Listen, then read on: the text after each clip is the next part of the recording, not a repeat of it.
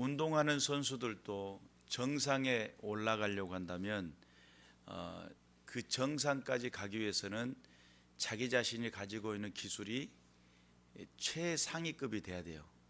그래서 이제 그것을 그 궁극의 5위라고 해가지고 최대한 그 기술을 습득하고 터득한 기술 중에 자기가 가지고 있는 최고의 것을 할 수 있는 그런 수준들을 말하고, 예술가로 말하면 어떤 깊이 있는 것들을 말하겠죠. 그 깨달음의 깊이가 아주 깊은 것을 말해요. 그래서 깨달을 수 있어서 좋긴 하지만 사실은 이 깨닫는 것도 운동선수라고 한다면 그것을 이렇게 하면 되겠구나라고 하지만 그 몸에 체득이 될 때까지는 또 다른 문제거든요. 그래서 이게 어떤 기술을 발휘해서 그것을 진행을 할 때도 내 몸이 이론대로 움직일 수 있느냐, 교과서적인 움직임을 할 수 있느냐, 뭐 이런 경우는 내 몸이 그렇게 될 수 있도록 자기 자신을 노력하고 또 갈고 닦고 이런 훈련과 연습과 반복들이 끊임없이 될 때에 어떤 그 깨달음의 깊이 가운데 들어갈 수 있겠습니다.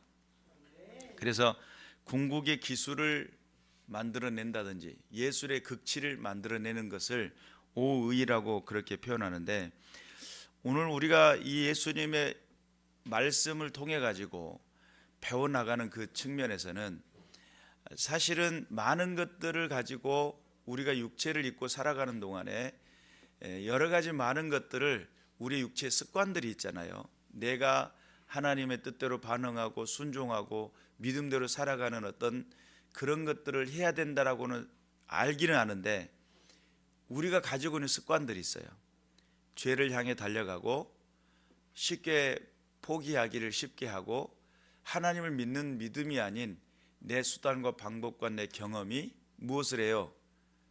더 이상의 전진하지 못하도록 만들어버리는 죄악의 습관들을 가지고 있기 때문에 그런 부분들을 우리는 늘 살펴보고 내가 하나님 앞에서 어떻게 하나님이 기뻐하시는 일들을 할 것인가 라고 하는 그런 부분들을 우리 자신들을 돌아보고 늘 깨어 있어야 될 줄로 믿습니다. 오늘 여기 마가복음 7장 1절 이하에 나타나는 내용 중에 바리새인들과 서기관 중 몇이 예루살렘에 와서 예수께 모여들었다는 거예요. 예수님 말씀을 듣고 싶었나 봐요. 그런데 그의 제자 중에 몇 사람이 부정한 손, 곧 씻지 아니한 손으로 떡 먹는 것을 보았다는 겁니다. 지금 바리새인들은 자기 자신들이 가지고 있는 전통, 장로들의 전통에 의해서 그들의 인생의 삶의 모든 습관들이 결정이 되어 있는 사람들이에요. 그런데 이 바리새인들은 모든 유대인들은 장로들의 전통을 지켜 손을 잘 씻지 않고서는 음식을 먹지 아니하며 또 시장에서 돌아와서 물을 뿌리지 않고서는 먹지 아니하며 그 외에도 여러 가지를 지키어 오는 것이 있으니 잔과 주발과 녹그릇을 씻음이로라. 시장에서 사온 잔과 녹그릇 그리고 주발들을 씻는 이유는 뭘까? 새 상품을 샀으니까 씻어서 사용해야 되는 건 맞죠? 그러잖아요. 먼지가 쌓여 있을 것 같고. 근데 사실은 이 시장, 당시의 시장들은 단순히 유대인들만 가지고 이렇게 활성화된 시장이 아니라 거기에 다른 이방인들도 와서 물건을 판매하는, 그러다 보니까 그런 측면에서 이제 그런 장면들이 어디서 등장을 하냐면 바벨론 포로로 잡혀갔다 귀환한 백성들이 거기에 사람들이 군집하게 되니까 거기에 물건을 팔아보겠다라고 하는 이방인들이 찾아와 가지고 주변에 포진하고 있었어요. 그때 성경에서는 주일 성수에 대한 개념을 강조하면서 주일날은 물건을 사고 팔지 마라. 그럼에도 불구하고 그 사람들이 거기서 진을 치고 있으니까 이제 군사적인 막 병사를 동원해 가지고 압박을 합니다. 오면 물건 다 빼앗을 거야 이러면서. 그러니까 주일은 피해서 이제 물건을 판매하는 사람, 그때 당시는 이제 서로의 어떤 물건들을 물물 교환하거나 필요에 따라서 바꿔 나가는 것을 하다 보니까 시장이라고 하는 곳은 여러 많은 곳에 물건들이 교환되고 하는 그 과정 중에 이방인들도 왔다 갔다 할 수 있는 그런 상황들이에요. 그러다 보니 자연스럽게 그들에게 하나의 습관처럼 당시 이방인에 대한 어떤 벽이 있었죠. 포로기 끝난 다음에 이방인과 결혼해 가지고 자녀를 낳았더니 유대인의 말을 하는 것도 아니고, 그리고 또 자기 히브리 말을 다 잊어버린 거예요.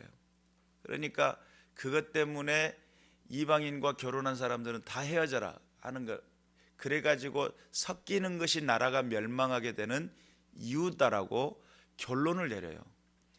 솔로몬 시대 때 이방인 여인들을 다 결혼을 해가 1000명 되는 여인을 데려왔잖아요. 그리고 그 나라가 두 쪽이 되잖아요. 그러니까 그 나라가 멸망할 수밖에 없었던 그 이유가 어디 있느냐라고 했을 때 이방인과 더불어 섞이는 그 자체를 철저하게 근절했어요. 그것이 예수님 시대 때에도 연결되어지는 과정인데, 문제는 이제 하나님께서는 약속하기를 너로 인하여 열방이 복을 받게 될 것이다, 이 말씀이죠. 그러니까 사실은 이스라엘 백성들을 세우는 목적이 뭐냐면 이방인에게 하나님을 섬기며 나갈 수 있는 길이 되어달라고. 너희가 나를 따르고 하나님 앞에 백성으로서 인생을 살아간다면 너희는 풍요를 누리고 하나님의 보호하심을 느끼며 하나님의 돌보심으로 든든히 세워져 나갈 거라는 것을 본보기가 되라고. 그래서 이방인들이 생각하기를 야, 하나님을 섬기면 복을 받는단다. 그래서 하나님을 섬기러 나가자, 이게 하나의 길이 되기를 원했는데 이스라엘 백성들이 섞이면서 뭐를 했어요? 그들의 종교를 받아들이고 그들의 신상들을 받아들이고 그들의 문화들을 받아들이다 보니까 하나님께서 그들을 벌하신 거예요. 근데 사람들은 오해를 하죠. 어떤 오해를 하죠? 이방인과 섞이니까 이렇게 된겨, 이렇게 오해를 한 겁니다. 근데 사실은 이방인들에게 하나님을 섬기는 백성들이 얼마만큼 하나님의 돌보심과 그 은혜가 있는 것인지를 보여줘야 가지고 그들이 하나님을 섬길 수 있도록 돌아오는 길이 되어달라고 말씀하신 거예요. 본질의 의미는 어디론가 사라져버리고 그것을 하나의 어떤 이방인과 접촉하는 그 자체까지도 근절해버려요. 그것이 하나의 그 하나님께서 원하시고 기뻐하시는 그 뜻과는 전혀 상관없는 모습으로 흘러가게 됩니다. 그런 과정 중에 나타났던 장로들의 전통은 손을 씻고 또 물을 뿌리고 잔과 주바를과 녹그릇을 씻음으로 인해 가지고 정결 예식을 행하는 겁니다. 하나님 앞에 우리는 깨끗하다라고 하는 그런 측면에서 되어졌고, 부정한 손, 곧 씻지 아니한 손으로 먹는 것을 안 된다는 거예요. 여러분, 정결 예식 중에 가장 중요한 핵심 중에 한 가지가 뭐냐면 너희는 하나님이 거룩하니 너희도 거룩하라, 이런 개념도 있지만 공동체라고 하는, 특히나 이 예식들이 만들어지는 시점이 언제냐면 광야 시대를 거쳐왔잖아요. 출애굽해가지고. 근데 공동체 생활을 하다 보면 거기에서 하나의 병균이 발생하게 되면 전염병이 돼가지고 엄청난 많은 피해를 받게 돼요.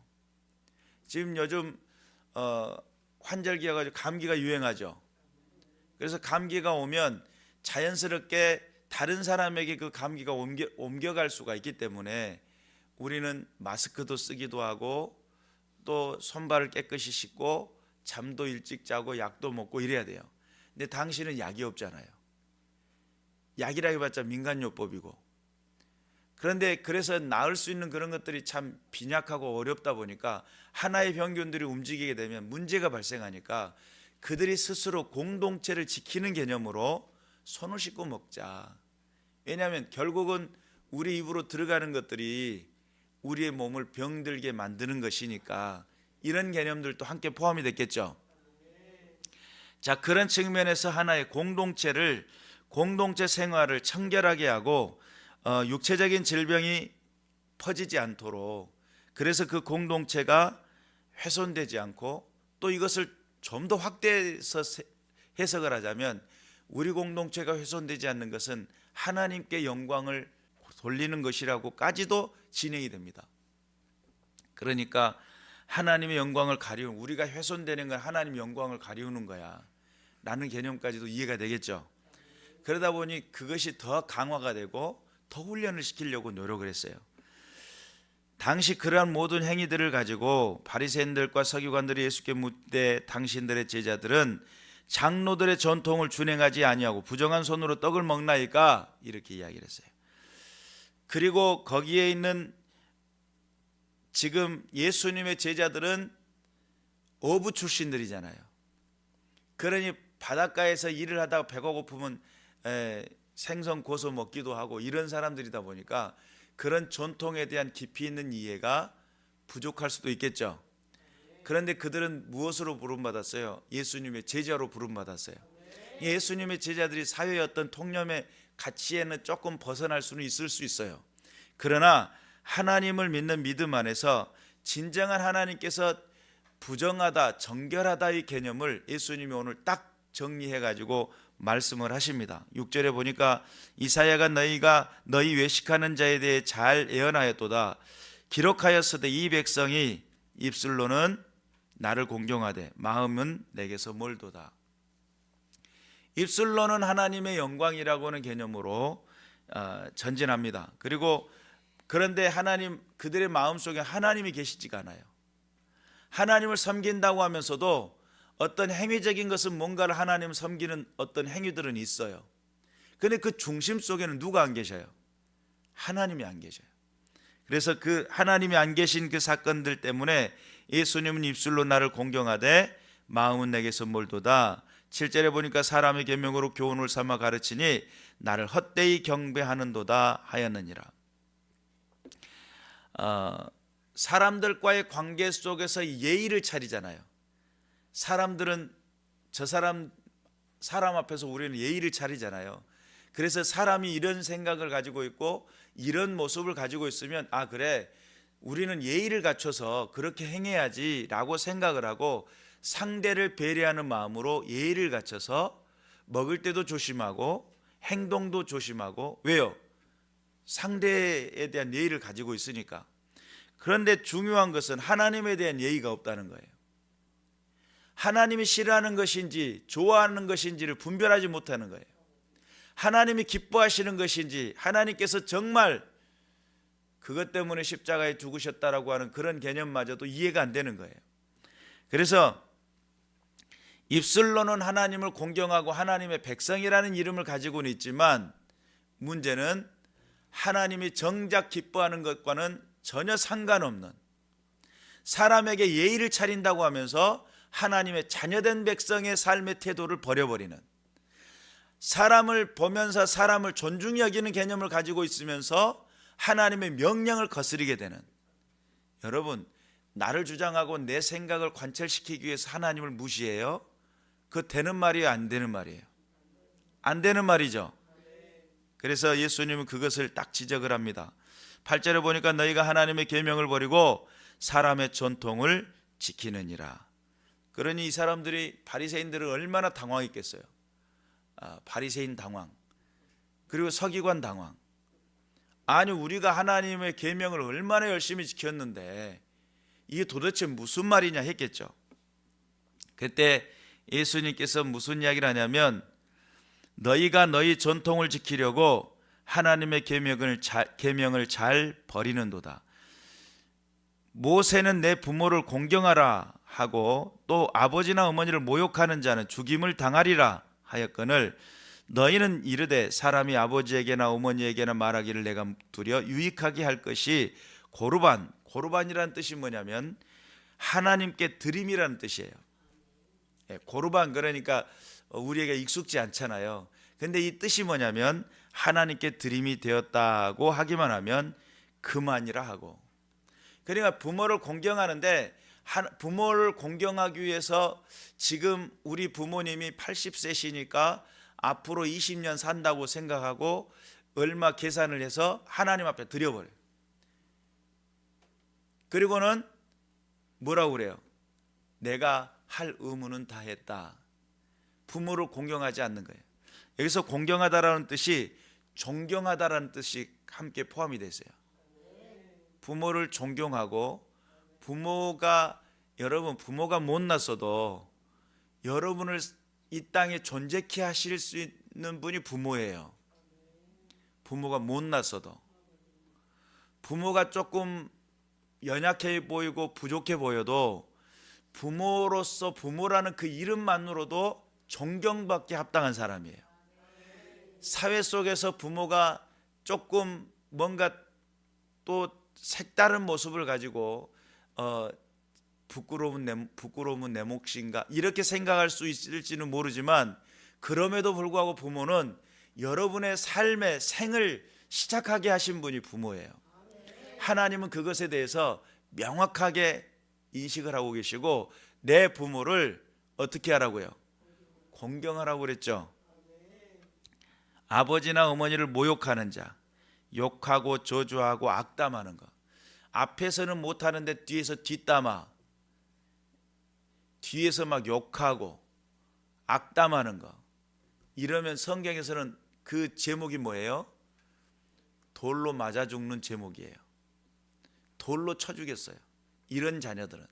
왜 하나님은 그런 자녀들을 돌로 쳐 죽였을까요? 왜 그러셨을까요?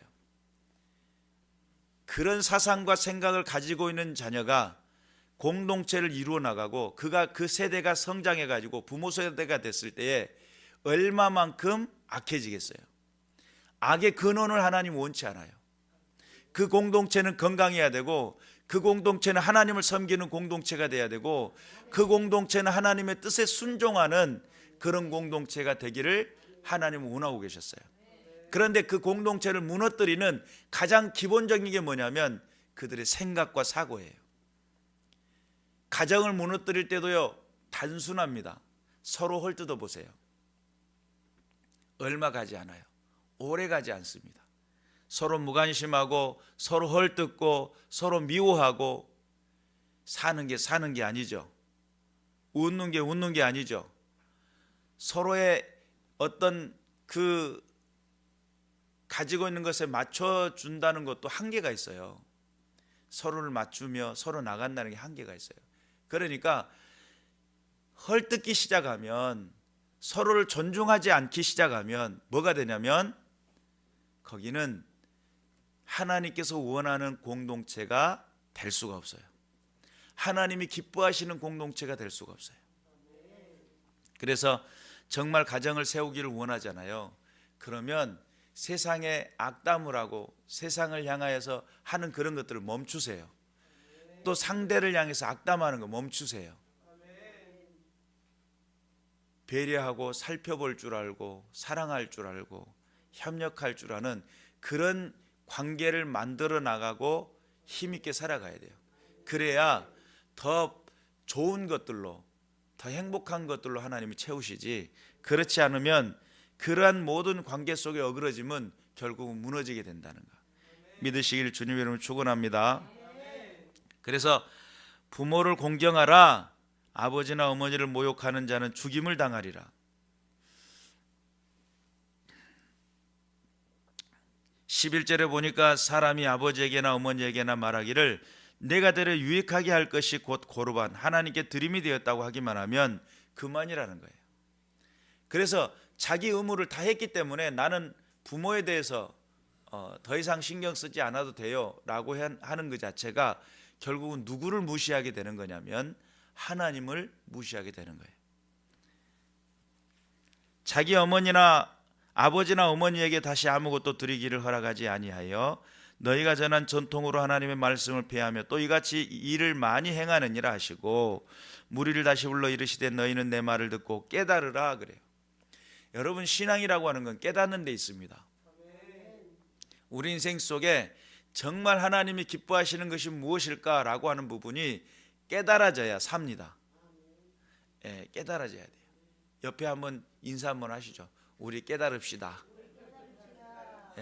존말로 올 때 깨달읍시다. 네, 존말.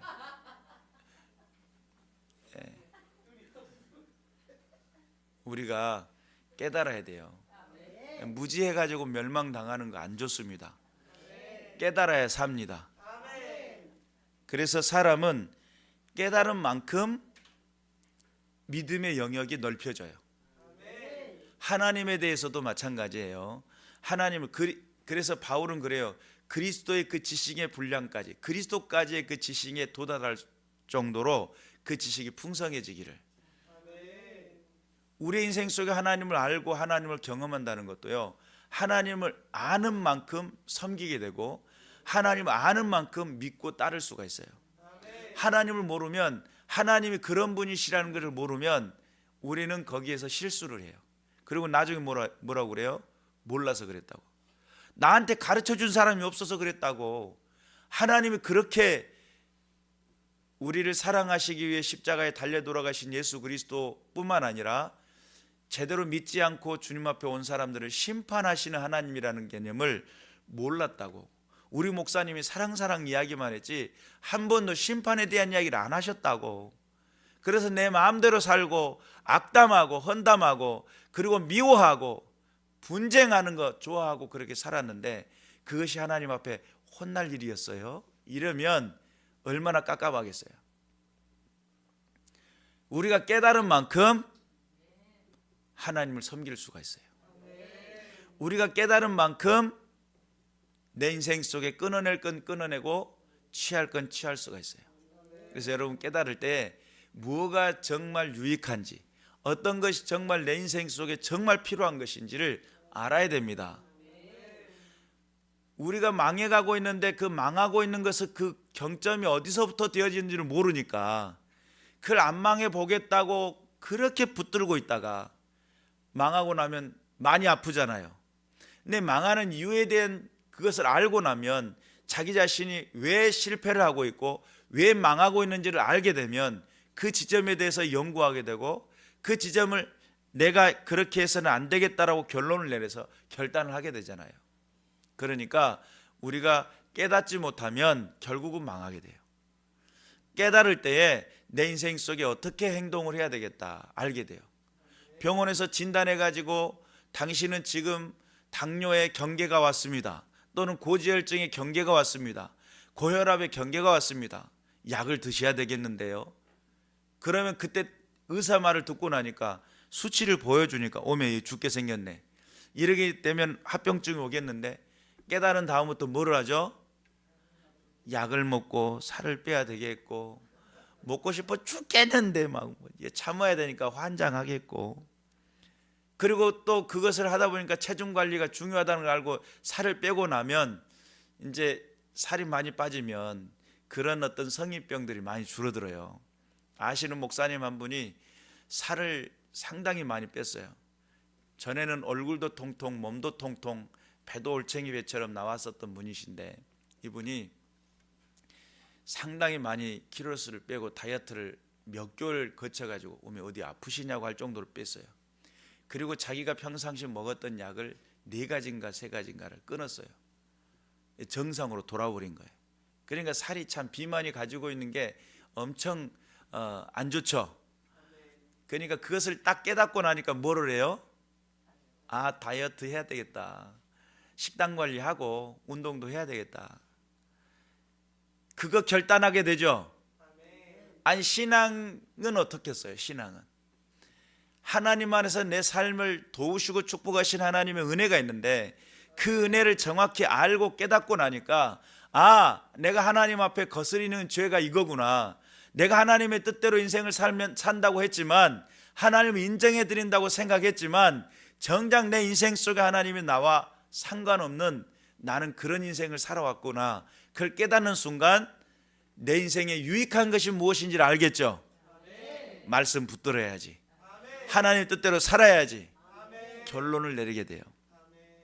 그래서 무엇이든지 밖에서 사람에게 들어가는 것은 능히 사람을 더럽게 하지 못하되 여러분 음식 상한 음식 안 드시잖아요. 냄새 맡아보고 이거 쉬었는데 그러면 안 드시잖아요. 드실 때는요 음식이 항상 싱싱하고 맛있는 거 드세요. 그러잖아요. 음식 해놓고 맛있다고 비록 다른 사람들은 맛이 없다 할지라도 내가 한 음식은 맛있구먼 그러면서 막 먹잖아요. 음식을 먹을 때 그 상하지 않는 음식을 먹어요. 그리고 내 몸에서 소화가 되면 뒤로 나갈 때는 응가해가지고 배출을 해버리니까 이것이 사람을 더럽게 하는 것이 아니라는 거예요. 진짜 더럽게 하는 것은 내 속에서부터, 내 마음의 작용으로부터 나오는 것들이 사람을 더럽게 해요. 하나님을 믿고 따르는 믿음의 백성들이 절제가 되지 못하는 말, 하나님을 믿고 따르는 백성들이 절제가 되지 못하는 성품, 하나님 앞에서 살아간다라고는 작정한 사람들이 아직도 버리지 못한 탐욕, 탐심, 음란과 죄악들, 이런 것들이 마음속에 여전히 상주하고, 그리고 또한 탐욕스러움 때문에 문제가 생기는 거예요. 하나님 만들어 놓은 세상은 다 아름다워요. 하나님 베푸신 놀라운 은혜가 있어요. 모든 것들이 다 풍성하고 은혜입니다. 문제는 그 마음속에 뭐가 있어요? 욕심이 들어있기 때문에 그래요. 그 욕심을 해결하고 해소하지 못하기 때문에 그것이 결국은 자기 자신을 망하게 한다는 것을 알지 못해요. 우리는 깨어 있어야 될 줄로 믿습니다. 그래서 오늘 예수님께서는 그런 이야기를 합니다. 사람 안에서 나오는 것이 사람을 더럽게 하는 것이니라. 사람 안에서 나오는 것은 결국 이 마음에서부터 출발되어지는 엄청난 그런 것들이에요. 그래서 하나님을 섬길 때에 내가 사용할 감정들도 너무 중요하겠죠. 정말 하나님 앞에 사랑의 감정, 기쁨의 감정, 감사의 감정, 이런 것들을 사용할 수 있는 이 감정들이, 이게 하나의 타락을 하다 보니까 원망의 감정, 불평의 감정, 낙담의 감정, 미움의 감정, 이런 것들로 바뀌어요. 에덴의 동산에서는 아마 미움이라든 그런 단어가 없었을 거예요. 하나님 안에 살아갈 때. 그러나 타락하고 나니까 미움의 감정이 생겨서 어떻게 해요? 가인이 아벨을 쳐 죽이잖아요. 하나님께서 만들어 놓으신 긍정적인 모든 것들에 그것을 풍요롭게 하고 하나님의 영광을 드러내라고 명령하신 그 은혜가 있는데, 그 은혜들을 무시하니까, 하나님 앞에서 그것을 정확히 이게 죄구나 깨닫지 못하니까 감정 사용법도 몰라요. 여러분, 감정 사용법을 배워야 됩니다. 하나님 앞에서 우리가 하는 말들 있죠. 말들도요, 배워야 돼요. 어떤 사람이 말하면 고급지게 들리죠. 어떤 사람이 말하면 아주 그냥 상스럽게 들리잖아요. 여러분, 소리도 배우는 거예요. 우리 아들들 성악하면서 성악하는 목소리들이 단련하고 훈련하는 목소리들이 다르잖아요. 그런데 우리 일반적인 사람들이 하게 되면 그런 소리가 안 나오잖아요. 왜 그래요? 성대 사용하는 방법을 연구하고 노력하고 훈련했기 때문에 그래요. 말도 마찬가지입니다.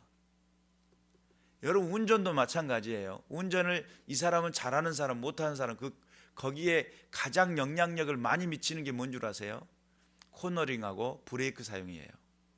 그러니까 uk적하게 되면 아무리 조심해서 운전하는데도 천천히 40km로 달리는데도 브레이크 한번 uk적 밟아봐요. 그러면 깜짝 놀래가지고 이거 문제가 있다 이렇게 생각을 해요.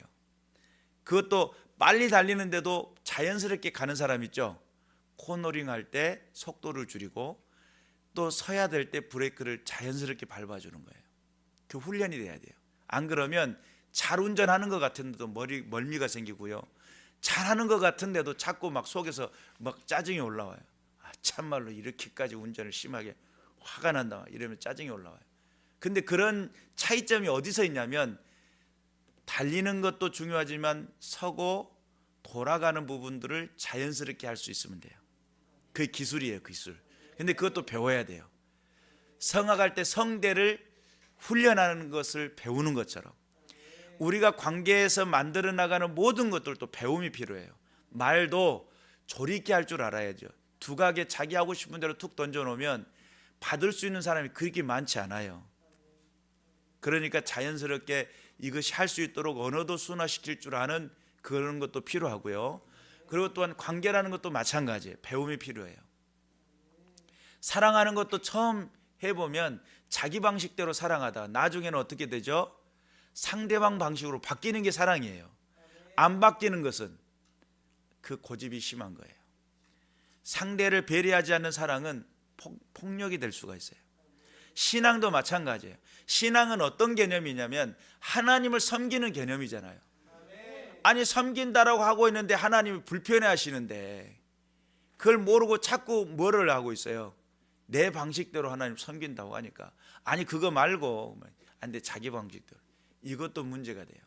그래서 배움이 필요해요. 하나님 앞에 깨달아야 진정한 하나님의 기쁨을 알고 하나님 앞에 바른 깨달음이 일어나야 주님의 영광을 드러낼 수 있는 믿음의 군사가 된다는 사실을 믿으시길 바라고, 우리들의 인생 속에서 하나님 앞에 온전한 깨달음, 이 깨달음이 온전히 일어나서 내 안에서 하나님이 주신 모든 은혜 가운데 풍요를 누려야 되는데 자꾸 내가 왜 실패하고 왜 망하고 왜 이렇게 고통 중에 살아야 되고 허덕이는 인생을 살아야 되느냐, 이런 부분들을 잘 이해하지 못하면 결국은 그는 설령 이 땅에 잘 돼가지고 풍요를 누린다 할지라도 최종적으로 주님 앞에 심판하는 그날에 우리는 그 하나님의 책망을 피할 수가 없게 됩니다. 그래서 하나님 앞에 깨어 있어서 우리의 삶이 하나님을 인정하는 삶, 하나님의 명령을 듣고 사람이 그거 무서운 아빠가 하지 말라겠다고 아빠가 하지 말라겠으니까 안 된다고 하는 그 자녀들도 그러잖아요. 그런데 보편적으로 그런 어떤 사람이 정해놓은 전통보다 누구를 더 두려워해야 되냐면 하나님을 더 두려워하는 마음을 가지고 있어야 돼요. 그걸 배우는 것이 신앙이고 그걸 배우는 것이 교회이고 그것을 함께 나누는, 그래서 좋은 교회 믿음의 식구들은 철저하게 깨닫는 데 목적을 가지시고 늘 주님의 부르심 앞에 응답하고 순종하는 것에 대해서 기준이 세워져 나가는 저와 여러분 되시길 주님의 이름으로 축원합니다. 기도하겠습니다.